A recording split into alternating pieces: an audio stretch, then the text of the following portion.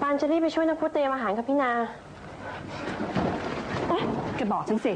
ว่าที่ฉันสันนิษฐานมันจริงทั้ง2 อย่างใช่ไหมปานขอปฏิเสธค่ะฉันไม่เชื่อเรื่องจดหมายแกทำถูกเพราะทุกคนในบ้านจะได้รู้ว่าพี่ปัดไม่สมควรรำพันหาพวกไร้เกียรติแห่งสกุลอย่างพวกลูกหลานพระวิจิตรอีกต่อไปส่วนเรื่องแกแอบมีใจให้ในนั่นแกอย่าหวังว่าจะได้สมปรารถนาเพราะฉันจะไม่มีวันยอมให้สกุลธรรมคุณถูกพวกชั้นต่ำอย่างบ้านพระวิจิตรเหยียบย่ำอีกเป็นครั้งที่4 ที่ 5ฉันจะพยายามทำทุกอย่างเพื่อกันในนั่นให้พ้นจากแกปานไปได้หรือยังคะ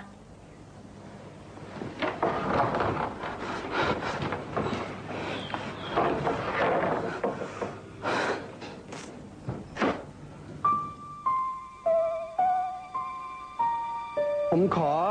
เชิญคุณนาไปทานอาหารกลางวันเพื่อเป็นการเลี้ยงถ่ายโทษนะครับผมขอเชิญคุณนาไปทานอาหารกลางวันเพื่อเป็นการเลี้ยงถ่ายโทษนะครับคุณอุบลด้วยนะครับแล้วก็ขอเชิญเพื่อนคุณนาด้วยถ้าเกิดคุณอยากเอาใครไปด้วย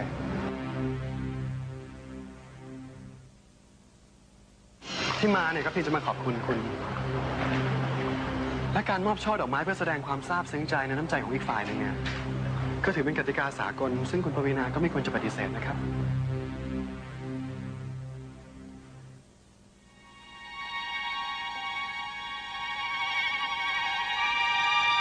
นายไม่ได้ชอบฉันแล้วนายแสดงท่าทีกับฉันอย่างนั้นทำไมในทันพัน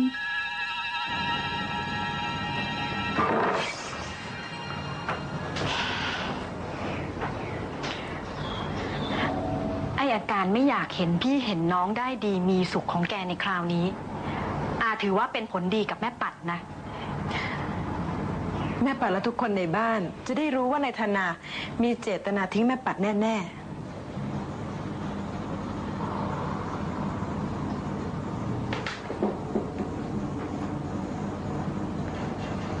ขอให้ครั้งนี้เป็นครั้งสุดท้ายนะที่แกจะทำร้ายแม่ปัดถ้าขืนแกยังทำต่ออีกโดยปราศจากเหตุผลที่ดีคนเขาจะพูดเอาได้ว่าแกน่ะสวยก็ไม่สวยแล้วยังจะขี้อิจฉา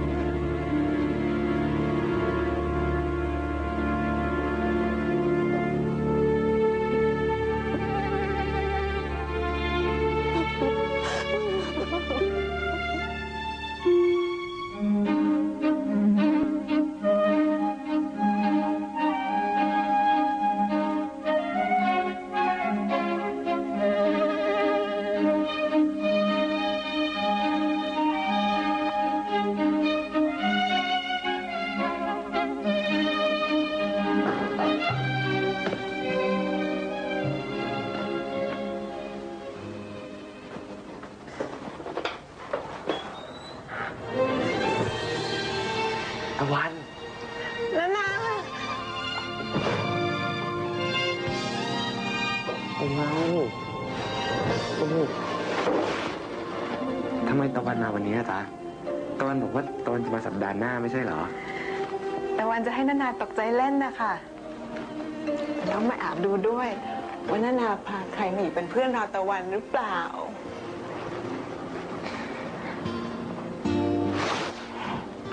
ตะวันนั้นนายคิดถึงตะวันแทบตายเนี่ยรู้ไหมตะวัน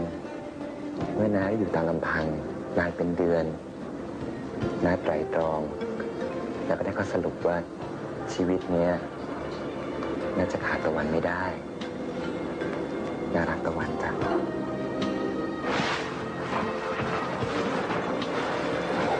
นานาพูดแบบนี้หรือเปล่าคะ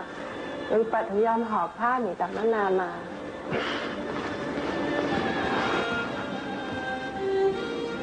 ท ำนองเดียวกันนะจ๊ะแต่ความหนักแน่นน่ะมันต่างกันคราวนู้นนะพูดด้วยอารมณ์ของเด็กหนุ่มที่ในอกมีแต่ความพิศวาสรุมเร้าปราศจากเหตุผลปราศจากประสบการณ์ชีวิต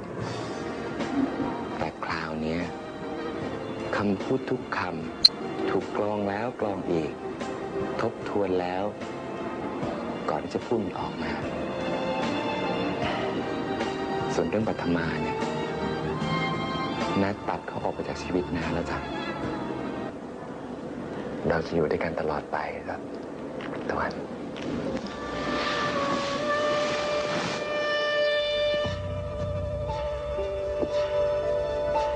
นายคิดถึงตะวันจ้ะ ตะวันก็คิดถึงค่ะ ฉันยังหวังสักวันความรักเธอคงเปลี่ยนแปลงเรื่องราวที่ร้อนใจไม่ให้มีเส้นขนาน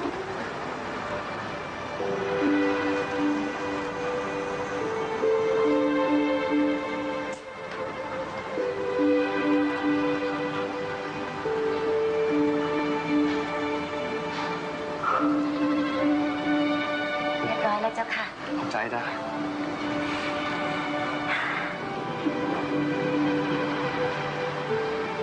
นี่เจ้าทันแกไปนะอาจถึงตายได้นะ จริงอยู่พระยาพิบาลนะเป็นคนธรรมดาเหมือนเราไม่มีอะไรน่ากลัวอย่างที่แกว่า แต่ความบ้าของพระยาพิบาลเนี่ยมันมีมากซะจนแกหรือใครๆไม่อาจจะจินตนาการได้ คุณพ่อครับ คนมางานตั้งเยอะตั้งแยะนะครับ ถ้าพระยาพิบาลจะลุกขึ้นมาคว้าปืนไล่ยิงแขกที่มาร่วมงานทำบุญได้เนี่ย ก็ให้มาดูกันไปสิครับคุณพ่อ และผมขอความกรุณาอย่างหนึ่งนะครับ ไม่ต้องให้ใครไปตามผมเด็ดขาด ผมเอาตัวรอดได้ครับ ไปนะครับ คุณคะ เจ้าทันน่ะมันไม่ยอมลงใคร เป็นคนประเภทเดียวกับพระยาพิบาลนั่นแหละไม่แน่นะคราวนี้พระยาพิบาลอาจจะเอามันไม่ลงก็ได้ อินไปสืบข่าวหน่อยปะ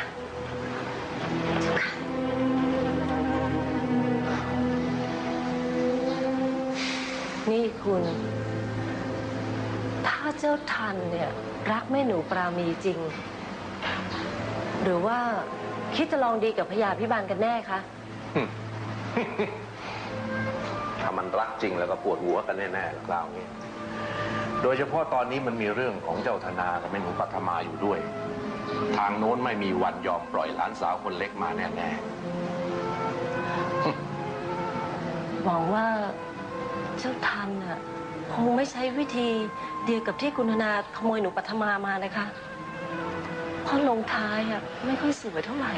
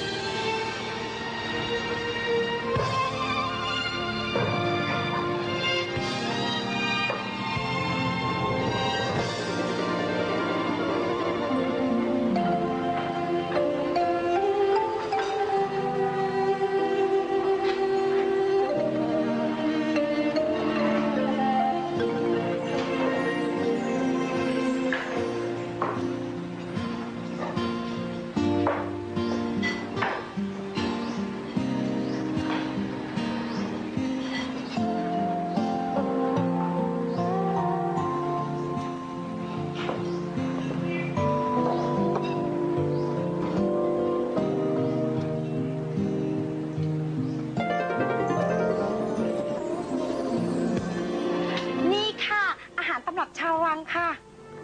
ไหนนะคะ สั่งปลาจาระเม็ดทอดทรงเครื่องเหรอคะ